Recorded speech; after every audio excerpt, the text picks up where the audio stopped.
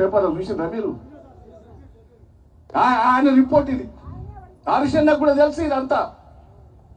దయచేసి నేను చేతులెత్తి మొక్కుతున్నా, నేను లీడర్లకు కూడా చెప్తున్నా, మిమ్మల్ని కాపాడుకునే శక్తి నాకున్నది. దయచేసి ఏ విజృంభిస్తా, పార్లమెంట్ ఎన్నికల వరకు ఓపుకుంటారా?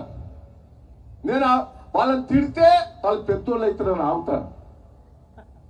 అత్తా కూడా ఇప్పుడు తిట్టా, పార్లమెంట్ ఎన్నికల తర్వాత తిడతా. ఇక కళ్యాణ్ శ్రీహరి గారు అంటాడు, బిడ్డ నాతోటి పైకి వచ్చినావు, నాతోటి పైకి వచ్చి నీ చరిత్ర చెప్తే ఉరిపెట్టుకుంటావు. బిడ్డ నీ మోసం అని చెప్తే నీ కులం మోసం చెప్పినా మా నాయన చదివిచ్చిండు నిన్ను. నేను రాజకీయంగా ఎదిగాను, రాజకీయంగా నేను లేపాను నిన్ను.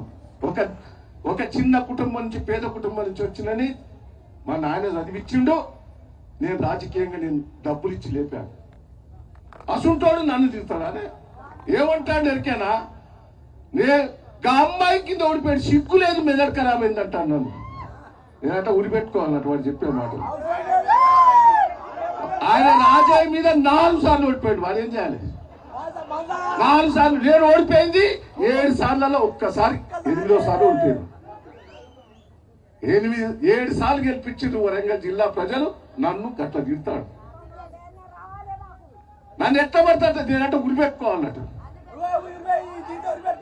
నేను ఒకటే, ఆ అమ్మాయితో ఓడిపోతే నేను ఉరిపెట్టుకోవాలి. చిన్న అమ్మాయి నీ మనవరాల వయసుతోటి పెట్టే ఉరిపెట్టుకోమంటాడు. అసోంటి కడియం సీరియల్ కోటేద్దామా? దయచేసి నేను ఒకటే, ఎంత ద్రోహం చేశాడండి? ఏం చేశారు? నీకేం తక్కువ చేశారు? నేను తెలుగుదేశం ఉన్నప్పుడు పట్టుబట్టి ఎన్టీ రామారావు దగ్గర తీసుకుపోయి మంత్రి పదవి ఇప్పించాను. కేసీఆర్ గారు నువ్వు ఓడిపోయి బజార్లో తిరుగుతాడ తీసుకొచ్చి నేను ఎంపీ చేసి, ఉప ముఖ్యమంత్రి చేసి, 2 సార్లు ఎమ్మెల్సీ చేసి, రాజయ్యను పక్కకు తీసేసి నీకు ఎమ్మెల్యే చేసి, దయాకర్ని తీసేసి నీ బిడ్డకి ఎంపీ సీట్ ఇస్తే ఇంత మోసం చేస్తానా? నేను ఒకటే మిమ్మల్ని అందరినీ అసలు మోసపోనికి ఇవాళ ప్రజలు ఏమంటారు నేర్కేనా?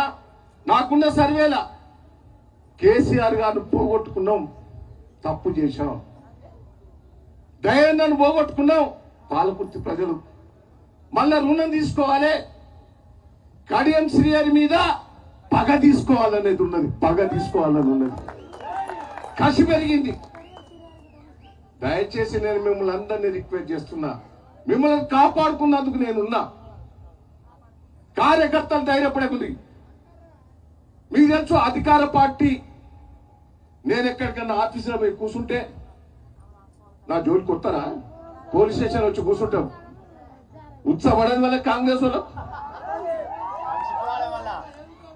నేను ఇక చూడండి విజృంభిస్తా. కార్యకర్తల మీద ఇప్పుడు అక్రమ కేసులు పెడతారు, బెదిరిస్తారు. నేను ఓపిక పడతాను, నేను ఓపిక పడుతున్నా.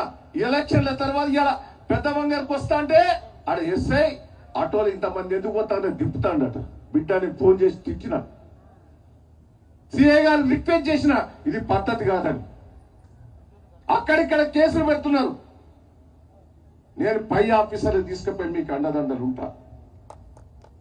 నాకొక్కటే నీ కోరిక, నేను చేతులు ఎత్తి మొక్కుతున్నా, కార్యకర్తలు జిత్తుగా పనిచేయండి. మిమ్మల్ని కాపాడుకునేది నా బాధ్యత. నాకు హరీషన్న ఉన్నాడు అండ. ఇలా వరంగల్ పార్లమెంట్ ఇన్ఛార్జ్ హరీషన్న కాదు, కాకుండా నా మీద అభిమానం కొద్దిగా వచ్చిందని కూడా ఈ సందర్భంగా మీకు తెలియజేస్తాను. నా మీద దయన్న మీద అభిమానం కొద్ది నేను పిలుపుతోటే వచ్చాడు. మెదక్ నుంచి 400 కిలోమీటర్ల దూరం నుంచి ఉరుకొచ్చాడు. నా పాలకుర్తి మీద నా మీద ఉన్న అభిమానంతో గెలిపిద్దామా లేదా? ఎన్నిక ఉన్న గెలిపిద్దామా లేదా? ఇంకోసారి మాట్లాడేది